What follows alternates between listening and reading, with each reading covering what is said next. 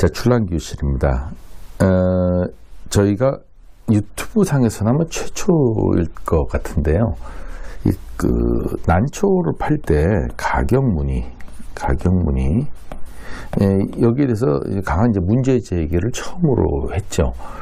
아무도 문제 제기를 안 해서 제가 먼저 한 것입니다. 근데 요즘에는 이 가격 문의에 대해서 저와 생각을 좀 비슷하게 가지신 분들이 영상을 올리는 걸 봤어요. 그래서 굉장히 고맙다는 말씀을 좀 드리고, 이런 논쟁이 계속 좀 이어졌으면 좋겠습니다. 그래서 이제 가격 문의라고 이제 올리려고 하시는 분들이 좀 이제 멋쩍어서, 낯간지러워서 가격 문의를 안 하고 가격을 공개하는 문화가 정착이 됐으면 어떨까 하는 마음이 좀 드네요. 자, 오늘은 다른 차원에서 또 하나의 문제 제기를 한번 해보겠습니다. 조직배양인데요. 조직배양에 대해서는 언제 한번 나를 잡아서 이 문제 제기를 한번 해야 되겠다 했던 아이템이에요. 왜 그런가 하면, 저희가 이제 유튜브를 통해서 최초로 조직배양 중투를 공개적으로 가격까지 공개하면서 판매를 했습니다. 단엽 중투도 공개를 했죠.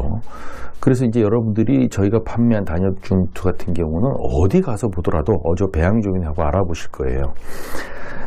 또 하나는 이 조직배양을 판매하다 보니까 많은 질문들을 개별적으로 카톡을 통해서 하신 분들이 많아요.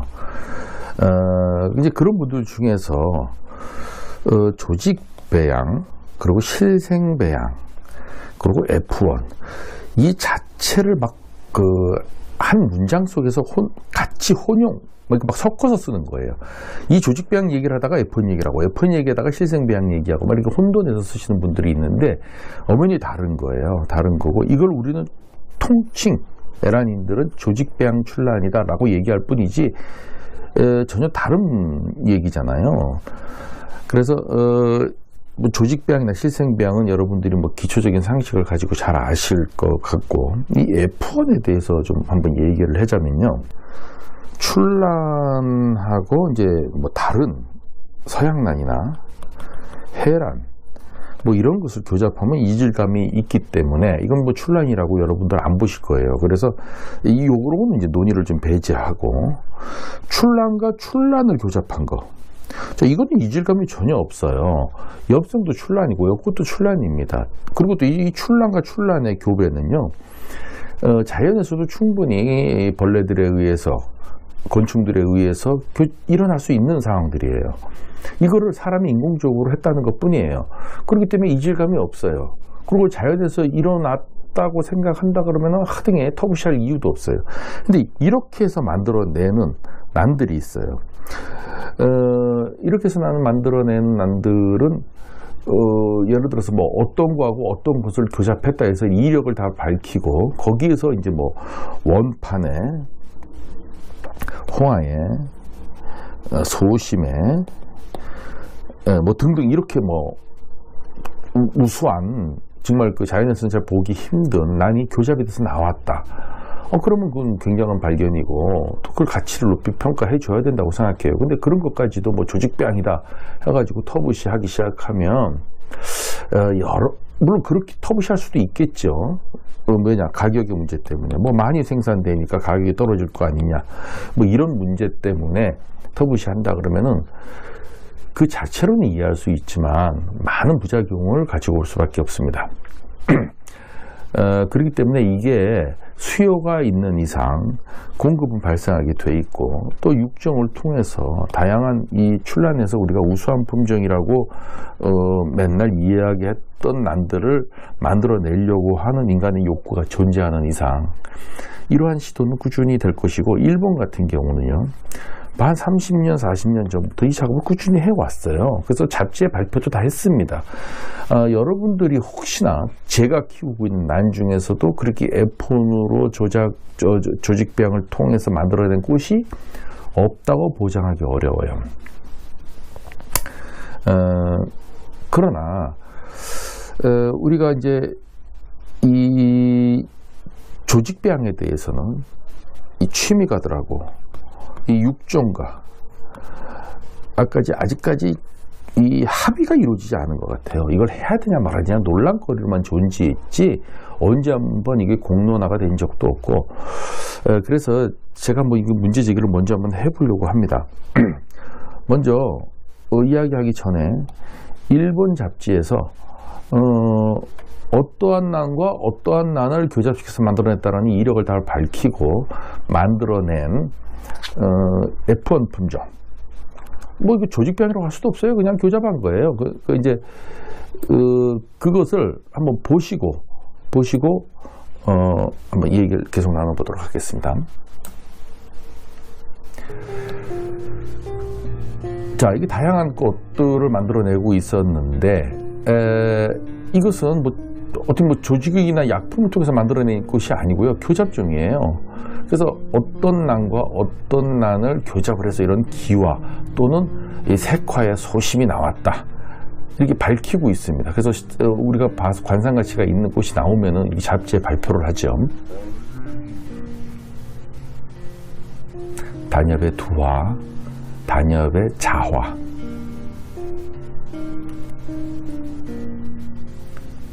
네. 중국 출란하고 뭐 한국 출란을 교배했다든가 이렇게 다 이력을 밝히고 있죠.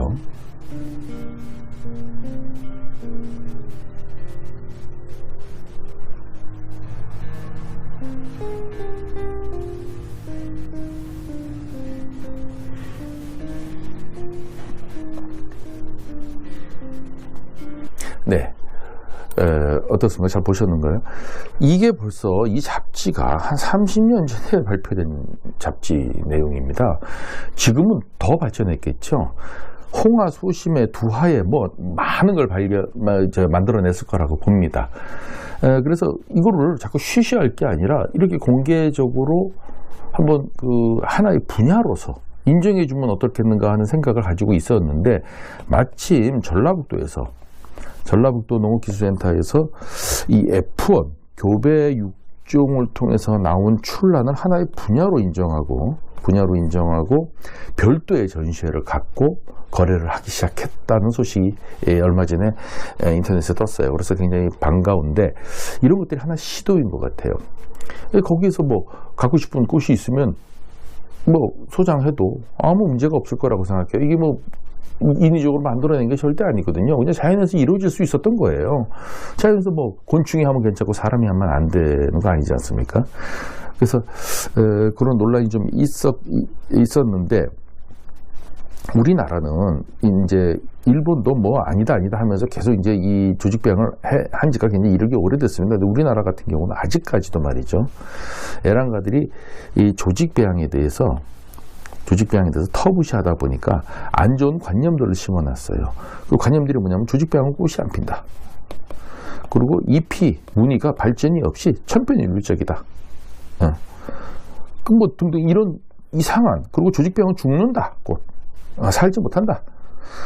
이것들 전부 다 아니라는 것을 우리 출란교실에다 증명했지 않습니까? 꽃핀 조직병도 저희가 여러분들한테 다 공개했고요. 잎도 자체 내에서 변이를 일으킨 것을 다 공개했고요. 또 그 중투를 공개한 것 중에서 플라스크에서 자체적으로 변이를 일으킨 게 단엽중투예요. 단엽중투인데 아직까지도 이 단엽중투를 무슨 교배종을 통해서 만들어내는 것으로 착각하시는 분들이 많아서 질문을 주시던데, 이 중투는 교배종으로 만들어낼 수가 없어요. 그냥 자체적으로 일어난 돌연변이, 이것도 DNA 변이가 아니고요. DNA 변이가 아니고 체세포 변이입니다. 그러니까 이거 유전도 안 돼요, 여러분들. 어쨌든 이렇게 만들어내다가 공개했고요. 죽는다 그러는데 죽긴 뭘 죽어요. 저 꽃을 다 핀 것도 다 확인시켜 줬는데, 꽃 피려면 벌써 한 5년 지났다는 얘기 아닙니까? 안 죽거든요. 그건 이제 그 이유는 다양한 비료, 그리고 약재들이 개발이 막 계속 좋은 약재들이 개발이 되면서 외부로부터 오는 저항력을 상실하고 이렇게 뭐 병에 올려서 이렇게 죽고 그랬는데, 이제는 그걸 내성을 생기게 하는 어떤 기술들이 자꾸 개발되니까 죽는 확률이 처음에는 뭐 70%에서 50%, 지금 30%, 20% 이렇게 자꾸 줄어들어가는 거예요. 이게 완벽하게 이제 어떤 기술이 발견되면 보편적 산업으로 가겠죠. 어쨌든 조직배양에 대해서 이제 한번 논의를 공개적으로 한번 할 때가 됐다. 이 조직배양을 하지 말아야 되겠다고 두려워하시는 분들을 제가 이렇게 쭉 상담을 해보면 여러 가지 이유가 계시는데, 그중에서 가장 그 핵심적인 걸 하나 꼽으라 그러면 저는 가격을 꼽습니다. 제가 상담해보면 다 이 문제로 귀결이 돼요. 많이 만들어내면 결국 가격이 폭락을 하고 그럼 무슨 취미가 무슨 의미가 있느냐. 일명 이해는 갑니다. 이해는 가고 다소 그런 일이 있을 거라고 논리적으로는 설득이 돼요. 그런데 현실 세계에서 그러한 이해가 발생하지 않았어요. 아직까지. 조직배양한 지가 일본까지 거슬러 올라가서 한 40년 됐다고 이렇게 대충 한번 보면요. 정확한지 모르겠습니다만은 40년의 역사를 가지고 있다가 보면 40년 동안 조직배양을 통해서 나한 가격이 폭락했다라는 것을 경험해 보신 적이 있나요, 여러분들? 그런 적이 없어요. 자, 그러면은 이런 질문을 저한테 하실 거예요. 그거 어떻게 보장하느냐? 자, 한번 한란 한번 보시죠. 예전에 한란이 굉장히 고가품이었었어요. 매니아들도 상당히 많았고. 근데 한란이 지금 이제 가격이 폭락했거든요.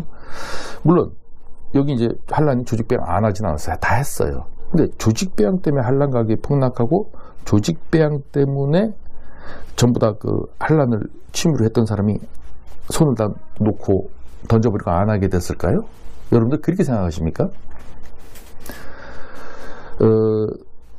만약에 그렇게 생각하시는 분들이 있다면 제가 그런 분들한테 질문을 한번 드려볼게요. 불과 한 10년, 15년 전만 해도요. 중국에 구화가 인기가 있어가지고요. 구화의 뭐 중투, 구화의 복륜 엄청나게 고가였었어요. 근데 지금 구화 쳐다도 안 보거든요. 5만 원에 올려놓어도 안 사지 않습니까? 그럼 이 구화가 조직배양을 통해서 가격이 폭락했나요? 아니죠.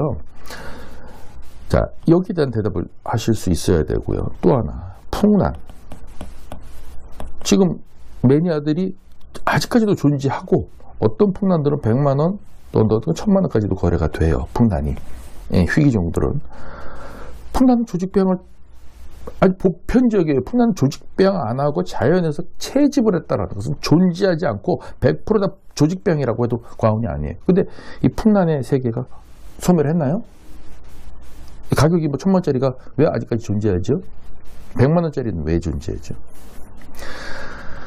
그래서 좀 이러이러한 이유들을 한번 우리가 사회적으로 벌어졌던 현상들을 한번 고민해 볼 필요가 있어요. 그러면 출란이 여러분들의 의도대로 조직배양을 통해서 개수가 많아지고 가격이 폭락하니까 에라인들이 소멸될 것이다. 이게 그대로 다 맞아 들어갈까요? 안 맞아 들어갈 수도 있잖아요. 그래서 안 맞아 들어가는 예들을 이제 근거를 제시하는 거죠. 또 이렇게 된 적도 없으니까 무조건 이렇게만 될 것이다라고 예측하시는 분들한테 근거를 요구하는 거예요. 도대체 무슨 근거로 그렇게 말씀하시는지. 그래서 일단 풍란 같은 경우 한번 예를 들어서 풍란이 조직배양이 어떻게 이루어지고 있는지 등을 한번 여러분들에게 보여드리고 또 제주 한란의 경우도 여러분들한테 보여드리고 이렇게 하면서 이 출란 조직배양을 앞으로 어떻게 해야 되는지를 고민을 같이 한번 나눠보려고 합니다. 제가 영상을 너무 길게 하니까 여러분들이 지루해 하시는 것 같아요. 그래서 잘 안 보시더라고요. 그래서 오늘 짧게 한번 나눠서 하겠습니다. 오늘 요 정도까지만 화두를 먼저 주제를 정리하고요.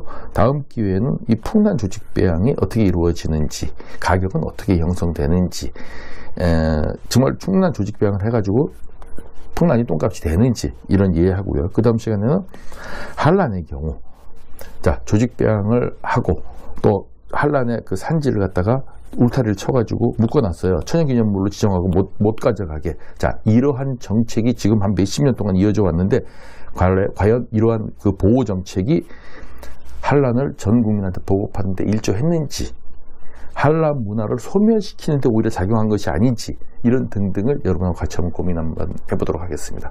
다음 시간에 뵙도록 하겠습니다.